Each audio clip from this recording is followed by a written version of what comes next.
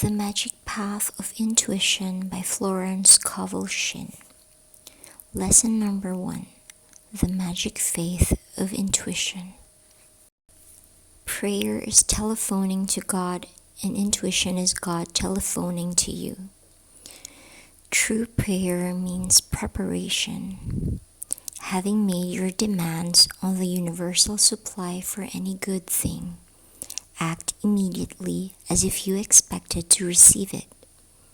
Show active faith, thereby impressing the subconscious mind with expectancy. There was a lady who knew the law of preparation and purchased expensive magazines to give herself the feeling of opulence. Intuition told her to buy the magazines. One way to cultivate intuition is to say before sleeping, "In the morning, I'll know just what to do."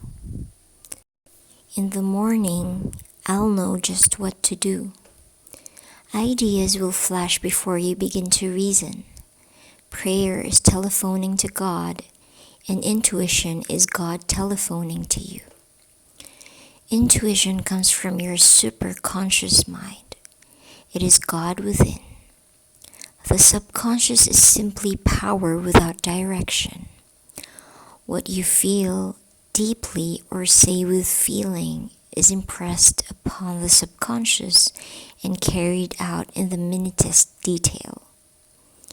It is your soul and must be restored. Impress the subconscious with the perfect ideas of the superconscious mind instead of the doubts and fears of the conscious mind. Do this by repeating an affirmation. Stand still and see the power within me. Again, stand still and see the power within me. Stand still and see the power within me. Through following intuition, you often go for one thing and get another. From the superconscious, the realm of intuition, what you should know will be revealed to you. Become very quiet and make affirmations. You have no need for resentment, resistance, fear, worry, all forms of fighting. The situation you resent will be wiped out. Stand still, keep your poise, and the power within will fight your battle. Anger and resentment blur vision and often affect eyesight, as well as prevent you from following your intuitive leads. For example, you met a friend on the street and you said, "Daily, aren't we having wonderful weather?" She replied, "Yes, but you are looking rather tired."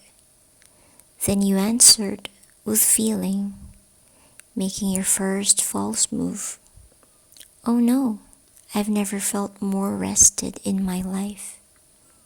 And then she replied, "Well, perhaps you look badly because you have such unbecoming hat." Filled with resentment, you hurried home to look into the mirror to see what was wrong with the hat. You had a pain in the back of your neck, for your attitude of mind has caused congestion there. From this comes the slang expression, "You give me a pain in the neck." You are now ready to contract a cold or something worse. Call on the law of forgiveness at once. Send love and goodwill to your friend and say, "Oh, power above, give me another chance. This time I won't argue. I'll be non-resistant, loving, and kind." Now you have neutralized the congestion and the ensuing ills. The next time you meet your friend, you are filled with goodwill, and you really do not care whether she likes your hat or not. You say, "What a lovely day," and she will reply, "How well you look. Where did you get that cute hat?" There is no emotional response to a situation. You have finished with it. Otherwise, you have the same experience over and over again. Poise is the pearl of great price. The game of life is a game of boomerangs. Whatever you send out comes back. Jesus said to do unto others as you would be done by them. You cannot hurt anyone without hurting yourself. All of us are linked by a mysterious magnetic force. What you send out in word or thought against another reacts on yourself. If a person is purely on the mental plane, his comeback or karma takes longer. If you are developed spiritually, it returns very quickly. The more you know, the more you are responsible for. So learn your lessons and be thorough with the long road of experience. Send goodwill to your seeming enemy, and you surround yourself with a great aura of protection. Your enemies are only those of your own household, your subconscious beliefs. If you hate and resent a situation, you have fastened it to yourself, for you attract what you fear or dislike. When someone has been unjust to you, you are filled with wrath and resentment. You cannot forgive that person.